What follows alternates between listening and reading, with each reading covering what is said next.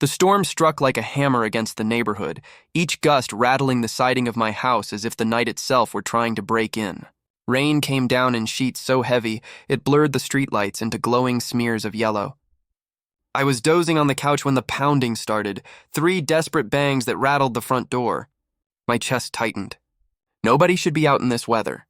I flicked on the porch light and there he was, my 12-year-old nephew, Ben, barefoot, drenched, shaking so hard his teeth clattered like dice.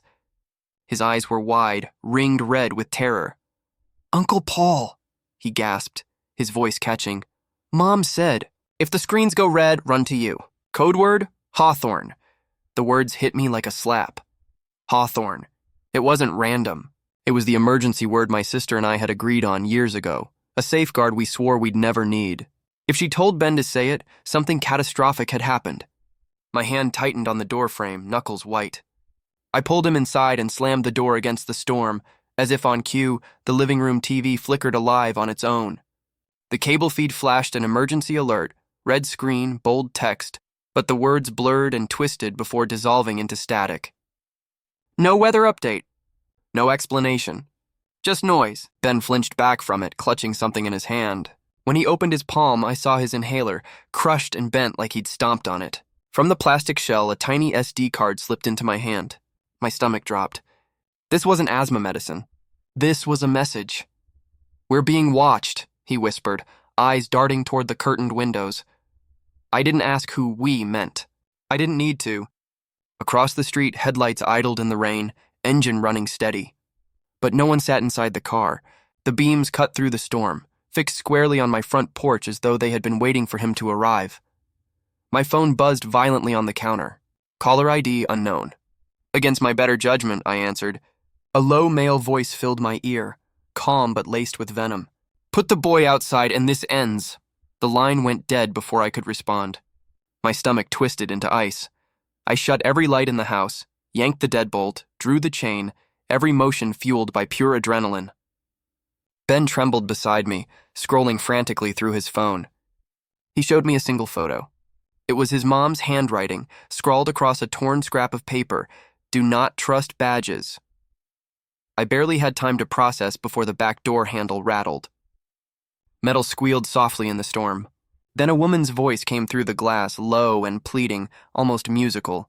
"It's me, sweetie, open up." "It's Mom," Ben froze. His face went pale as milk. "That's not her voice," he whispered. His hands dug into my sleeve with a strength I didn't think a 12-year-old had. I edged closer to the door, my heart battering my ribs. A chain of sweat rolled down my back. The voice repeated, softer now. "Honey, it's cold out here. Let me in." I raised the security chain, pressing my eye to the narrow crack of glass. A gloved hand slid into view, slow, deliberate. In the palm rested a polished metal badge. Police. The kind that was supposed to make you feel safe. But all it did was make my blood run colder. I stepped back, pulse thundering. Ben shook his head violently, mouthing the words, "Don't trust them." Every instinct in me screamed to call for help. But the words from the note carved into my skull. "Do not trust badges." Before I could think, before I could act. The house plunged into chaos. With a violent snap, the breaker blew. Every light, every outlet, the hum of the fridge, gone in an instant. Darkness swallowed us whole. The rain outside grew louder as if mocking our sudden silence. I spun, grabbing for Ben, and that's when I saw it. A red dot. Small, steady. It crawled across the wall, inching higher until it landed squarely on my chest. The badge at the door was gone. The woman's voice had vanished. And in that suffocating silence, with only the storm and the static for company, I realized we weren't alone anymore. I yanked Ben down behind the couch, my arm wrapped around his shoulders as the red laser dot swept across the living room wall like a hunting insect. My pulse thudded in my ears, so loud I swore whoever was outside could hear it. Was that sirens in the distance, or just the storm tearing the gutters loose? Every noise in the house felt magnified, from the tick of the cooling pipes to Ben's shallow breathing. "Call 911, I hissed, shoving my phone toward him. His small hands fumbled with it, trembling, before pressing the numbers. He lifted it to his ear, whispering, "Please, we need help." The line clicked. A woman's voice came through, soft, steady, almost too calm. 911, what's your emergency?" Ben started to explain, but before he got 2 sentences out, her tone shifted. No units available at this time. Please remain where you are. Something in her cadence was wrong. Too mechanical, too rehearsed. Then, without missing a beat, she repeated our exact address, slowly, deliberately, as if she were confirming it to someone else. My blood went cold. I ripped the phone from Ben's hands and slammed it down, cutting the call before she could say anything more. That wasn't help. That was surveillance. The SD card he had given me burned in my pocket like a live coal. I shoved it into my laptop, my fingers flying across the keys even though my vision was swimming with panic. File after file bloomed across the screen, PDFs, scanned signatures, property deeds stamped with the crest of the Hawthorn Valley Homeowners Association. Bank wires traced across accounts. Insurance payouts listed after storm damage that had never happened. I froze when I saw my sister's name, her signature beside mine on half the documents. My jaw clenched. I'd never signed these papers, never authorized anything. Yet there it was, my name, my approval, neatly forged in ink. The deeper I dug, the uglier it became. Notes in the margins, typed in red, spelled out the real game. Bribes to local inspectors, forced evictions after falsified safety codes, inflated insurance claims. A list of names, neighbors I knew, people from church, a realtor who lived 2 doors down, all tied into the scheme. At the center of it all was one name typed over and over again, Mark Ellison. The president of the HOA, my brother-in-law. Ben's stepfather. A sound like a battering ram snapped me back. Knuckles slammed against the front door. My entire body tensed. "Open up!" a booming voice called out, deep and commanding. "It's Officer Ellison." Ben stiffened beside me, his nails digging into my wrist so hard I winced. His voice was paper-thin, terrified. "Please, don't. He's not here to help." I crept toward the peephole, every muscle in my body strung tight like a tripwire. Through the warped glass, I saw him. Ellison himself, drenched in a police raincoat, a patrol SUV idling at the curb behind him. He smiled up at me, too calm for the chaos of the storm, like a salesman closing a deal. "Hand me the boy," he said smoothly. "This is just a welfare check." I forced my voice to stay steady as I held my phone up, quietly hitting record. "Welfare check?" I asked through the door. "Who called it in?" There was the briefest pause. His smile faltered, tightening at the edges. Then he said, "Concerned citizen." Every hair on my body stood on end. A vague answer. A rehearsed one. Not real police procedure. Behind me, a sound floated from the kitchen, soft, slow, deliberate. The basement door creaked open on its hinges. My head snapped around. My heart tried to climb out of my throat. Was it just the draft from the storm? Or was someone already inside, moving beneath us? I turned back to the peephole. Ellison hadn't moved. He was still smiling, rain dripping off his hood, waiting with infinite patience. Then I heard it, a faint, unnatural whir above us. My gaze shot upward just as the ceiling vent shifted slightly, the screws trembling as though nudged from the other side. A whisper of air slipped through, and then my stomach dropped. From the darkness of the vent, a tiny black camera lens slid into view, glinting red as it adjusted its focus. Ben's voice cracked in a terrified whisper, clutching my sleeve. "They're already here, Uncle." The storm howled against the windows, but the real danger was already breathing in the walls of my house. The second I saw the lens glint in the vent, instinct took over. I grabbed the nearest chair, swung it hard, and ripped the vent free with a screech of metal. The tiny black camera tumbled out, hitting the hardwood with a sickening crack before shattering into a mess of wires and plastic. My stomach dropped. This wasn't new. The dust on the casing told me it had been there for days, maybe weeks. We'd been watched the whole time. I barely had time to process the violation when a sound above froze me in place. A shoe scraping against the upstairs floorboards. Slow, deliberate, heavy, not mine. Not Ben's, I grabbed his arm. "Basement, now!" We sprinted across the kitchen, my heart hammering like a jackhammer in my chest. The basement door groaned as we yanked it open. A wave of mildew, damp concrete, and the sour tang of old paint hit us. The sump pump wheezed in the corner, coughing like a chain smoker trying to keep up with the storm outside. Each creak of the steps seemed loud enough to announce our position to whoever was already inside the house. At the bottom, I fumbled through my old workshop box. Rusty tools clattered as I dug until my fingers closed around something cold and familiar, the flare gun. Not much against bullets, but better than empty hands. Ben, still clutching the SD card, slipped it back into my laptop. The screen lit the basement with a faint glow, painting our faces ghost white.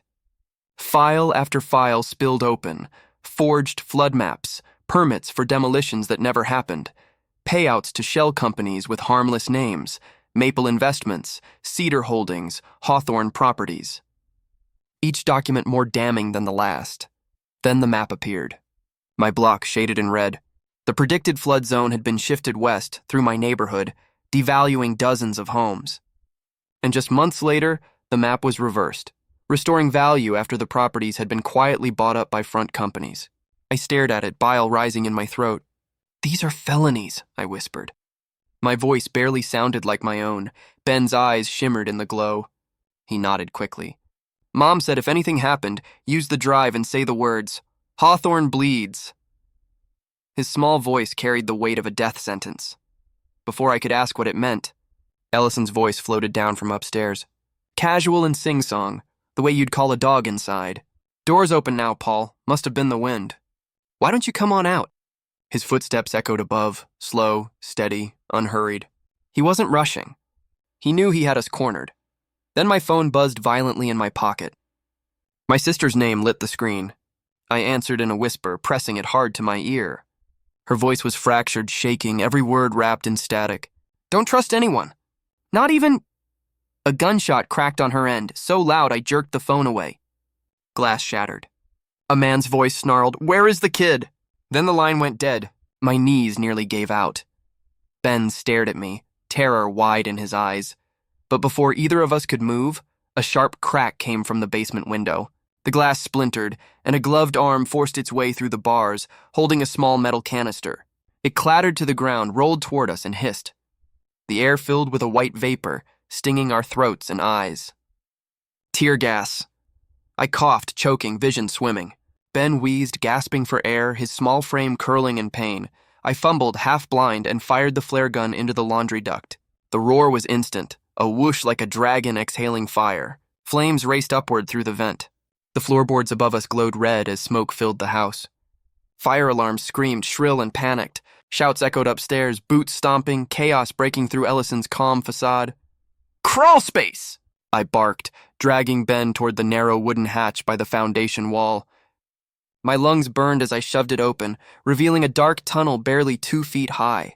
We dropped to our bellies and slid inside, the dirt cold and wet, insulation sagging in gray, rotten sheets. Spiders scurried across my hands as I dragged us forward, the sound of shouting and fire alarms muffled above. The storm outside thundered louder with each inch we gained.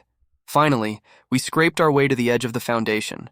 I pushed at the rotted lattice until it gave, and we spilled out into the hedge line, mud streaking our faces, our clothes soaked with sweat and gas.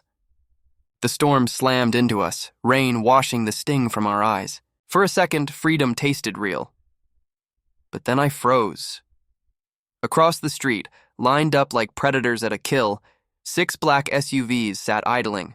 No plates, no markings, just tinted windows gleaming with rain. As we crouched there in the bushes, their doors opened in perfect unison, slow and deliberate. Shadows stepped out into the downpour, their shapes tall and armored, moving as if they had rehearsed this moment 100 times. Ben gripped my hand so tightly I thought my bones would break. My heart tried to claw its way up my throat. We weren't running from one man anymore. We were running from an entire machine, and the storm was just the beginning. We tore through the storm as if the rain itself were chasing us, every drop a needle against our skin. Ben's hand clung to mine like a lifeline, his bare feet slapping against the pavement, his breathing ragged and sharp.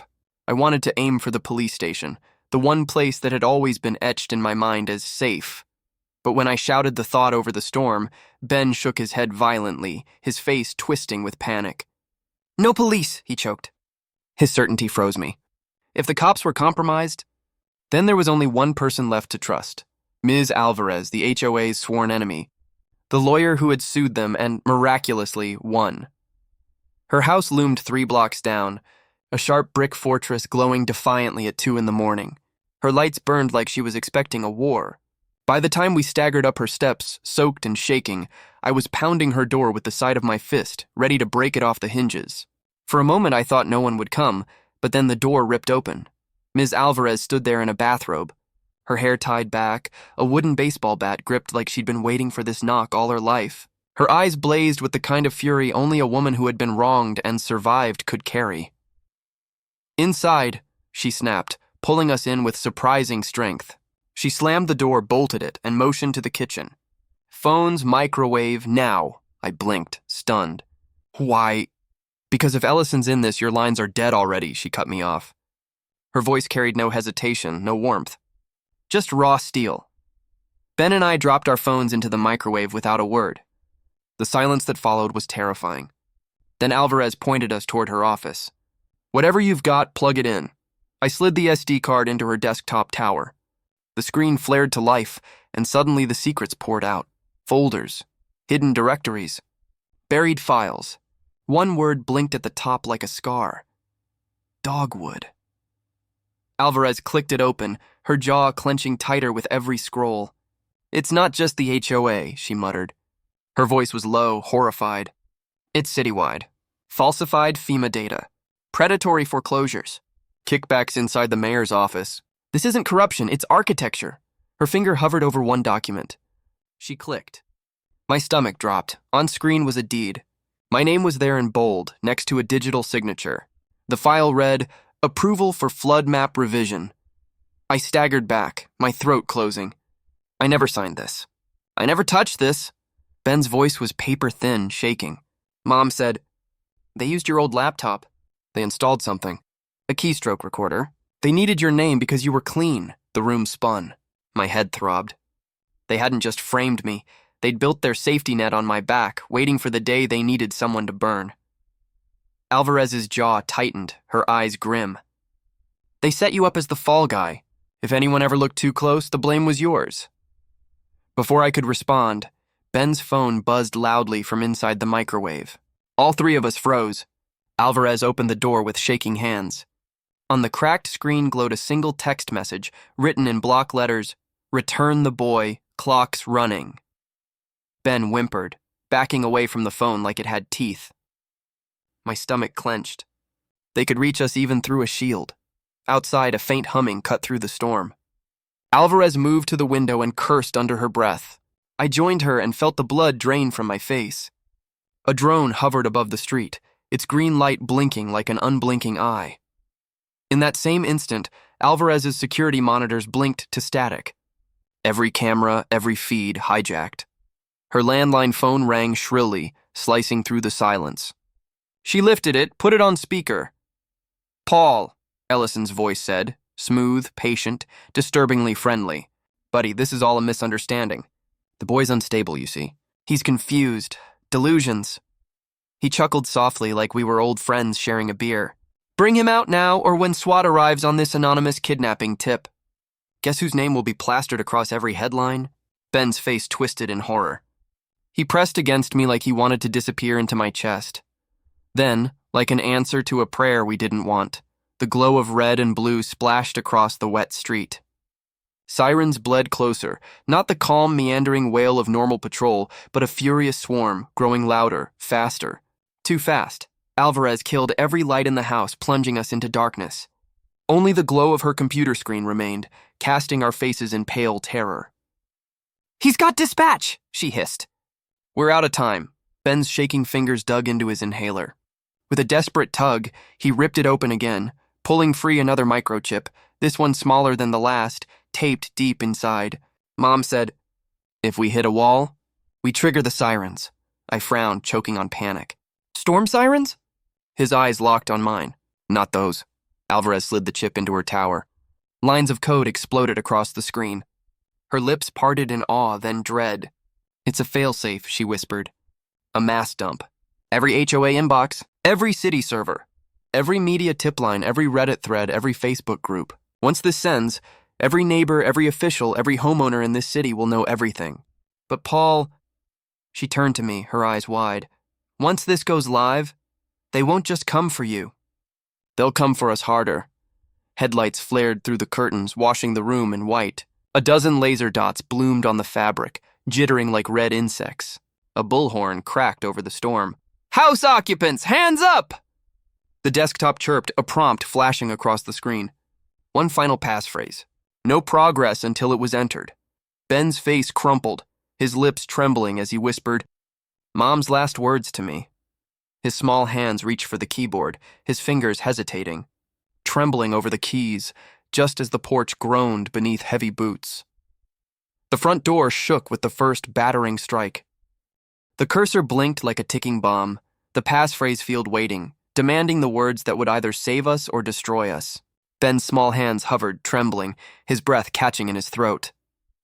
Then with a courage that felt older than 12 years, he typed it out. "Hawthorn bleeds when we stay quiet." He pressed enter. For a second, nothing.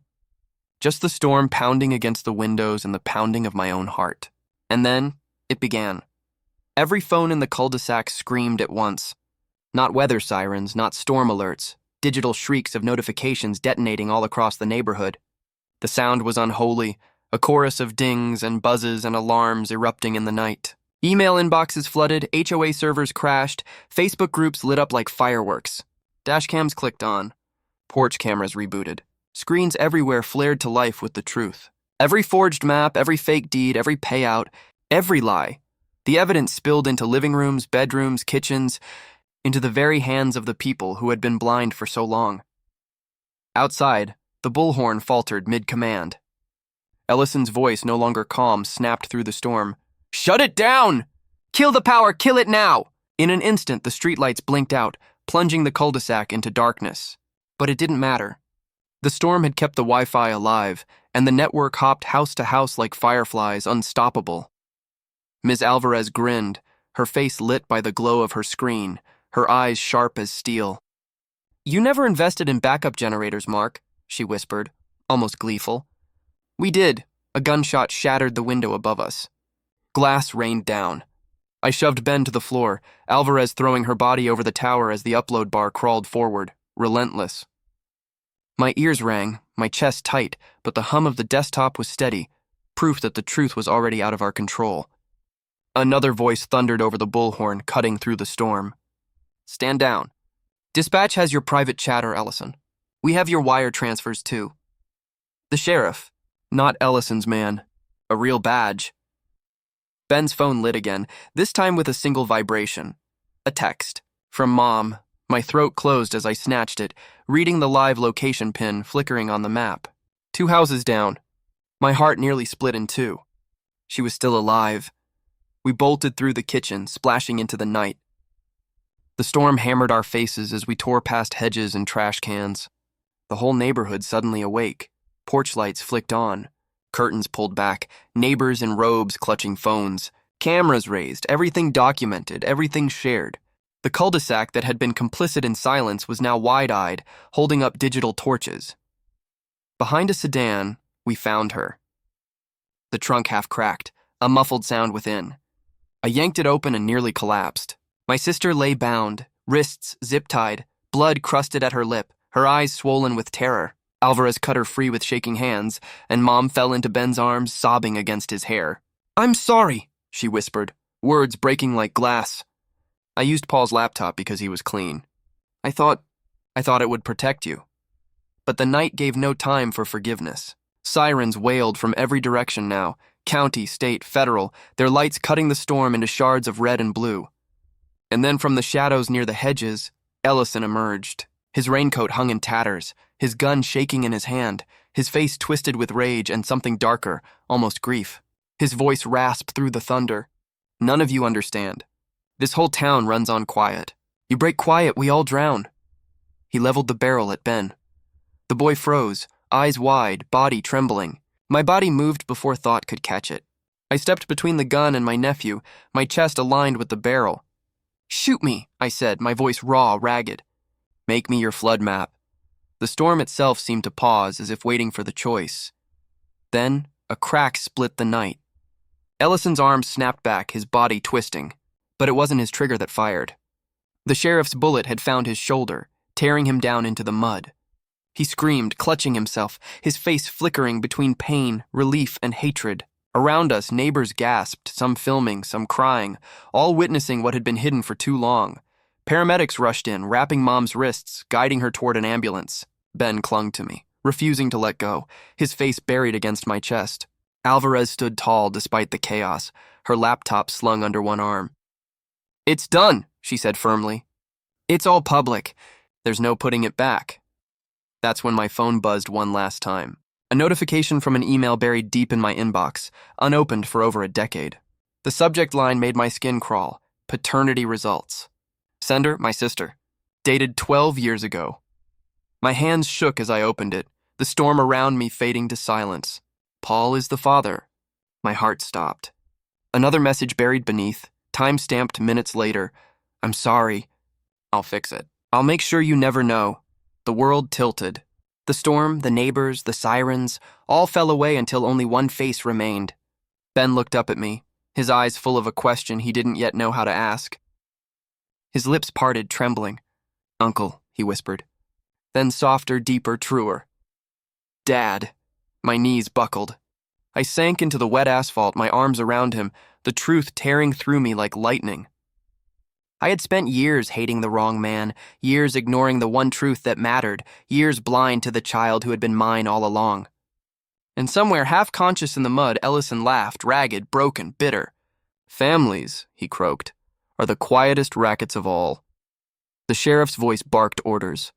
Ellison was cuffed, read his rights, dragged away as neighbors filmed every moment. Lawsuits would erupt. Careers would end. This neighborhood would never be the same. But as the storm finally eased, leaving only the glow of red and blue strobes against the drenched asphalt, one truth stood taller than all the rest. We had broken quiet, and the cost of it would echo through every house on this street for the rest of our lives.